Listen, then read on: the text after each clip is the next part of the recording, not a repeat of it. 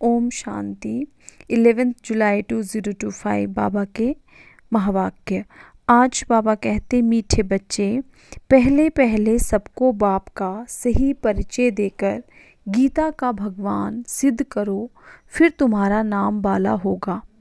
आज का प्रश्न, तुम बच्चों ने चारों युगों में चक्कर लगाया है, उसकी रस्म भक्ति में चल रही है, वह कौन सी है? उत्तर, तुमने चारों युगों में चक्कर लगाया, वो फिर सब शास्त्रों चित्रों आदि को गाड़ी में रख चारों ओर परिक्रमा लगाते हैं, फिर घर में आकर सुला देते हैं।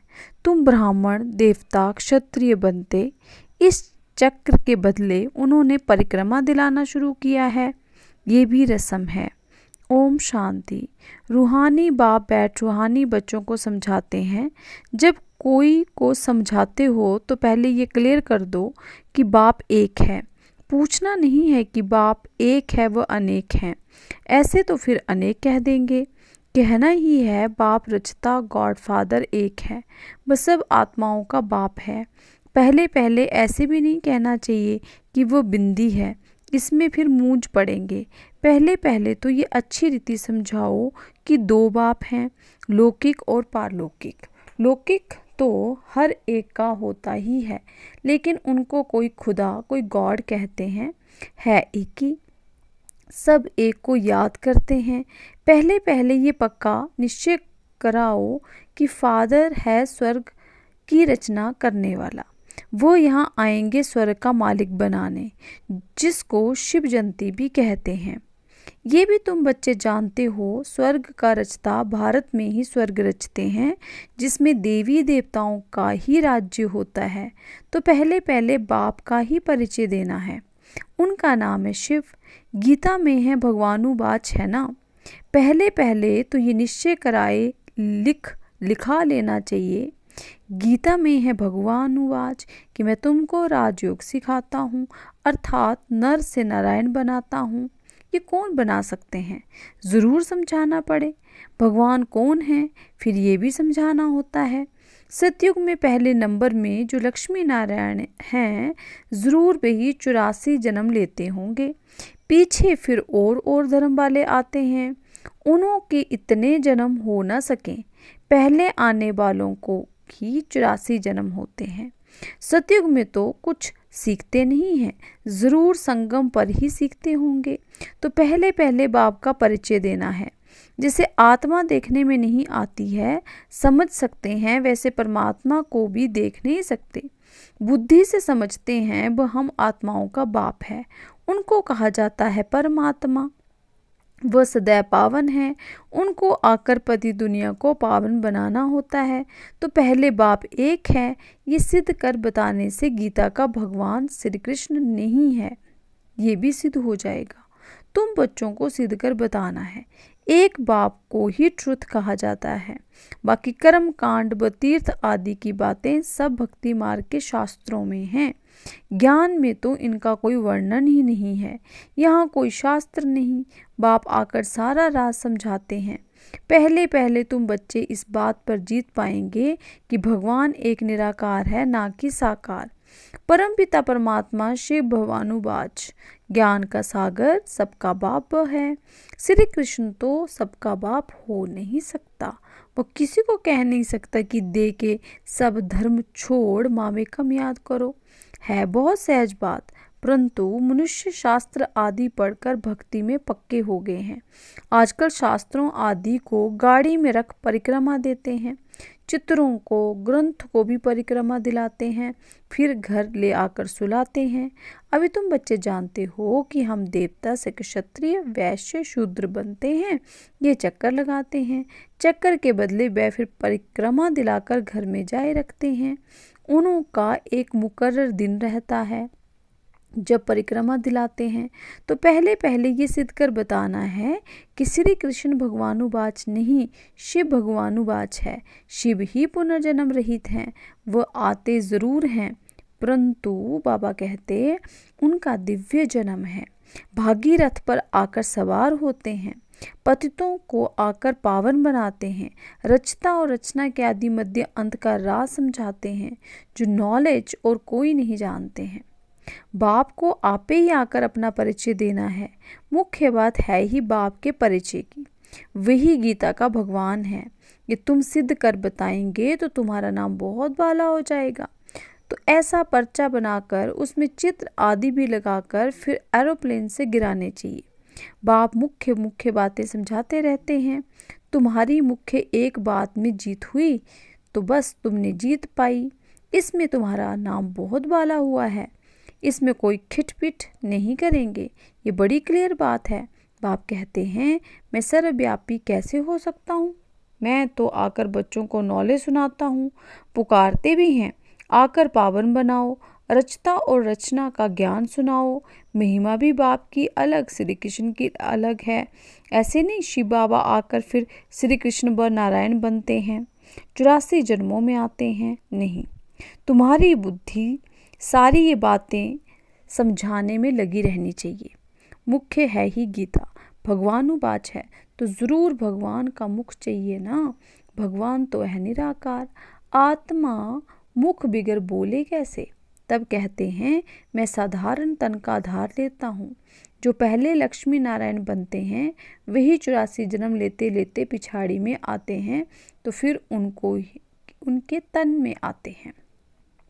श्री कृष्ण के बहुत जन्मों के अंत में आते हैं। ऐसे ऐसे विचार सागर मंथन करो कि कैसे किसको समझाएं। एक ही बात से तुम्हारा नाम बाला हो जाएगा। रचता बाप का सबको मालूम पड़ जाएगा। फिर तुम्हारे पास बहुत आएंगे, तुमको बुलाएंगे कि यहाँ आकर भाषण करो। इसलिए पहले पहले बाबा कहते अलफ सिद्ध कर समझाओ। तुम बच्चे जानते हो बाबा से हम स्वर्ग का वर्षा ले रहे हैं। बाबा हर 5000 वर्ष बाद भारत में ही भाग्यशाली रथ पर आते हैं।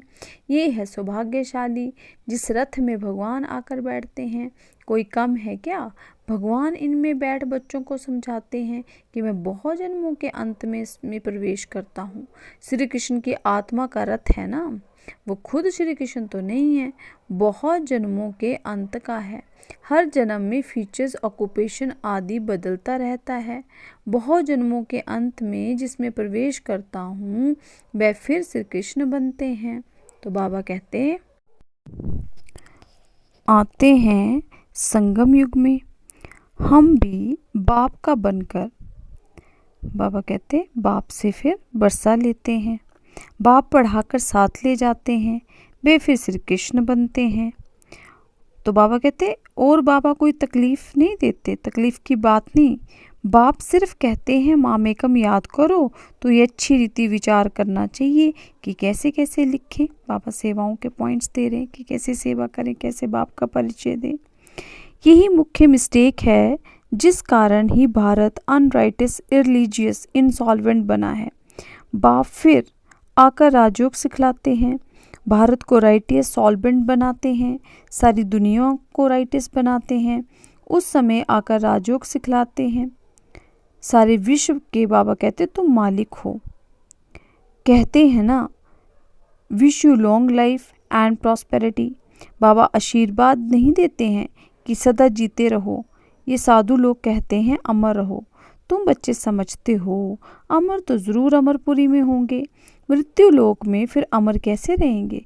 तो बच्चे जब मीटिंग आदि करते हैं तो बाप से राय पूछते हैं। बाबा एडवांस राय देते हैं, सब अपनी अपनी राय लिख भेजें, फिर भल इकट्ठे भी हों। राय तो मुरली में लिखने के सबके पास पहुंच सकती है। 2-3 हज़ार खर्चा बस जाए। बाबा कहते कि मुरली से तुम्हें राय मिलती है तो 2-3 हज़ार खर्चा बच जाए। इन 2-3 हज़ार से तो 2-3 सेंटर खोल सकते हैं। गांव-गांव में जाना चाहिए चित्र आदि लेकर। तुम बच्चों का जास्ती इंटरेस्ट सूक्ष्म वतन की बातों में नहीं होना चाहिए। ब्रह्मा विष्णु शंकर आदि चित्र हैं तो इस पर थोड़ा समझाया जाता है। इन्हों का बीच में थोड़ा पाठ है। तुम जाते हो, मिलते हो, बाकी और कुछ है नहीं। बाबा बोलते सूक्ष्म वतन में ऐसा कुछ है नहीं, इसलिए इसमें जास्ती इंटरेस्ट नहीं लिया जाता है। यहाँ आत्मा को बुलाया जाता है, उनको दिखाते हैं। कोई कोई आकर रोते भी हैं, कोई प्रेम से मिलते हैं, कोई दुख के आंसू बहाते हैं। ये सब ड्रामा में पाठ है जिसको चिट चैट कही जाए। वो लोग तो ब्राह्मण में कोई की आत्मा को बुलाते हैं, फिर उनको कपड़ा आदि पहनाएंगे। अब शरीर तो वह खत्म हो गया, बाकी पहनेगा कौन? तो बाबा कहते तुम्हारे पास वह रस्म नहीं है, रोने आदि की तो बात ही नहीं। तो ऊंच ते ऊंच बनना है, वह कैसे बने? ज़रूर बीच में संगम युग है जब पवित्र बनते हैं। तुम एक बात सिद्ध करेंगे तो कहेंगे ये तो बिल्कुल ठीक बताते हैं, भगवान कभी झूठ थोड़े बता सकते। फिर बहुतों का प्यार भी होगा, बहुत आएंगे समय पर, बच्चों को सब पॉइंट्स भी मिलती रहती है। पिछाड़ी में क्या क्या होना है वह भी देखेंगे, लड़ाई लगेगी, बॉम्ब्स छूटेंगे, पहले मौत है उस तरफ, यहाँ तो रक्त की नदियाँ बहनी हैं। फिर बाबा कहते फिर घी और दूध की नदियाँ होंगी। पहले पहले धुआं बिलाए से निकलेगा, डर भी है, कितने बड़े बड़े बॉम्ब्स बनाते हैं, क्या क्या उसमें डालते हैं जो एकदम शहर को खलास कर देते हैं, ये भी बताना है। किसने स्वर्ग की राजाई स्थापन की? हेवनली गॉड फादर ज़रूर संगम पर ही आते हैं। तुम जानते हो अभी संगम है, तुमको बहुत बात समझाई जाती है कि बाप को याद करो। तो बाबा कहते सिर्फ बाप की आयात से ही पाप कटेंगे। भगवान जब आया था तो कहा था माम एकम याद करो, तो तुम सतो प्रधान बन जाएंगे, मुक्ति धाम में जाएंगे। फिर पहले से लेकर चक्र रिपीट होगा। डिटिज्म, इस्लामिज्म, बुद्धिज़्म, तुम स्टूडेंट की बुद्धि में सारी नॉलेज होनी चाहिए ना। खुशी रहती है कि हम कितनी कमाई करते हैं। ये अमर कथा अमर बाबा तुमको सुनाते हैं, तुम्हारे अनेक नाम रख दिए हैं। मुख्य पहले पहले डिटिज्म, फिर सबकी वृद्धि होते होते झाड़ बढ़ता जाता है। अनेक धर्म, अनेक मतें हो जाती हैं। ये एक धर्म श्रीमत से स्थापन होता है। द्वैत की बात नहीं, ये रूहानी नॉलेज रूहानी बाप बैठ समझाते हैं। तुम बच्चों को खुशी में रहना चाहिए। तुम जानते हो बाप हमको पढ़ाते हैं, तुम अनुभव से कहते हो, तो ये शुद्ध अहंकार रहना चाहिए कि भगवान हमको पढ़ा रहे हैं। और क्या चाहिए? जबकि हम विश्व के मालिक बनते हैं तो खुशी क्यों नहीं रहती? यह निश्चय में कोई संशय है? बाप में संशय नहीं लाना चाहिए, माया संशय में लाकर भुला देती है। बाप ने समझाया है, माया आंखों द्वारा बहुत धोखा देती है। अच्छी चीज़ देखेंगे तो दिल बित बित करेगी, खाएं। आंखों से देखते हैं तब क्रोध आता है मारने लिए, देखें ही नहीं तो मारे कैसे। आंखों से देखते हैं तब लोभ मोह भी होता है। मुख्य धोखा देने वाली आंखें हैं, इन पर पूरी नजर रखनी चाहिए। बाबा कहते आत्मा को ज्ञान मिलता है तो फिर क्रिमिनल पना छूट जाता है।